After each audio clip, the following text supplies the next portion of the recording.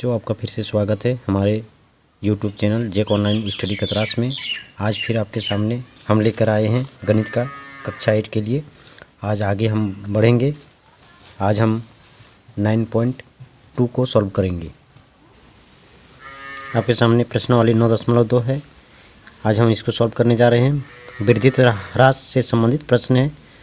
आज प्रश्न संख्या 1, 2, 3 और 4 ये चारों को हम हल करने का कोशिश करेंगे। आप हमारे साथ बने रहें। तो आइए शुरू करते हैं।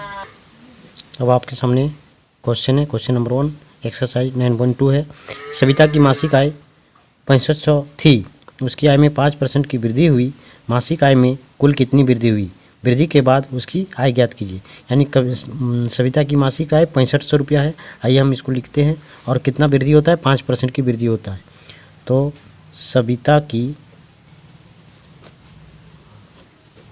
कुल आय 6500 रुपया है। 5% की वृद्धि होती है। 5% की वृद्धि होती है।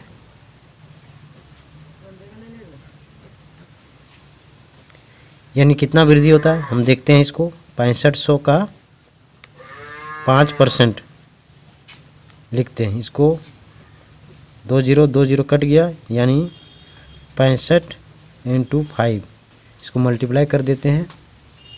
5 × 25 = 25, हाथ में 2, 5 × 6 = 30 और 2 = 32, यानी 325 रुपये की वृद्धि होती है। कुल कितनी वृद्धि हुई? तो 325 रुपये की वृद्धि हुई। एक आंसर यहाँ आपका निकल गया।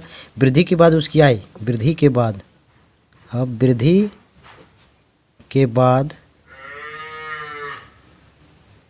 सविता की आय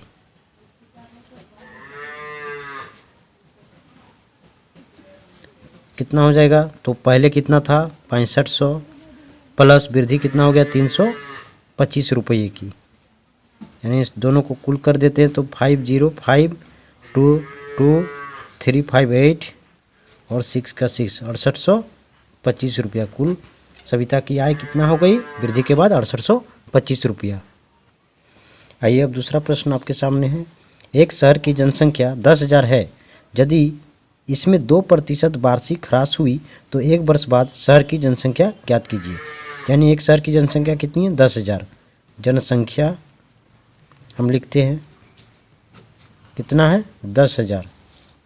2% की ह्रास, यानी 2% की कमी, 2% की कमी होती है तो एक वर्ष के बाद उसकी जनसंख्या, तो 10,000 का 2% हम निकाल देते हैं। 1 0 1 0 2 0 कट गया, यानी 10,000 100 × 2, यानी 200 जनसंख्या में कमी हो गई।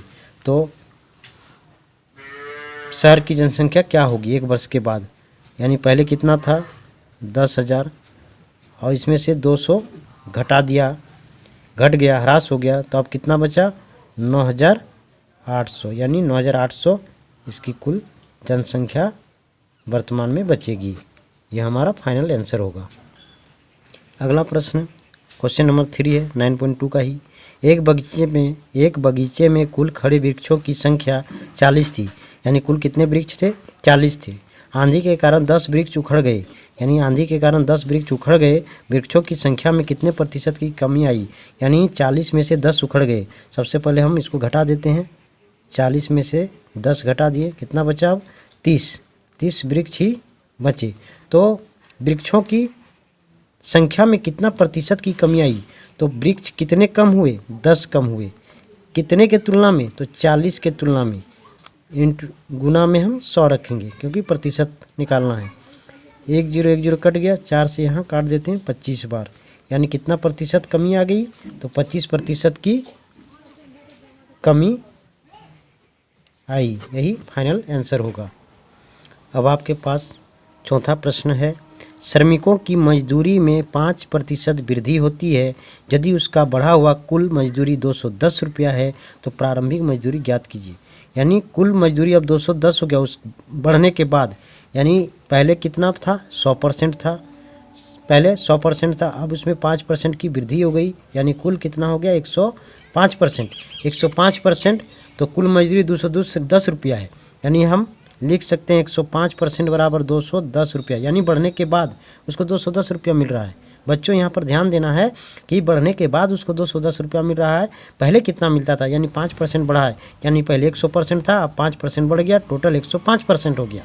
105% बराबर 210, इसलिए 100% बराबर 100% मतलब पहले का मजदूरी, तो 210 बटा 105 गुना 100, यहाँ से हम काटेंगे तो 105 दूना 210, यानी 2 गुना 100, यानी कुल 200 रुपया प्रारंभ में उसकी मजदूरी थी। तो इस प्रकार ये 1 2 3 4 हमने सॉल्व कर लिया है। आगे के वीडियो में हम फिर से अगला प्रश्नों को सॉल्व करने का प्रयास करेंगे। आप लोग हमारे साथ बने रहें। तब तक जय हिंद। और यदि आप नए हैं तो सब्सक्राइब जरूर करें, और यदि सब्सक्राइबर हैं तो इन वीडियो को ज़रूर देखें, अंत तक देखें, ताकि आपको आगे आने वाले एग्ज़ाम में बहुत ही सहयोग मिलेगा। धन्यवाद।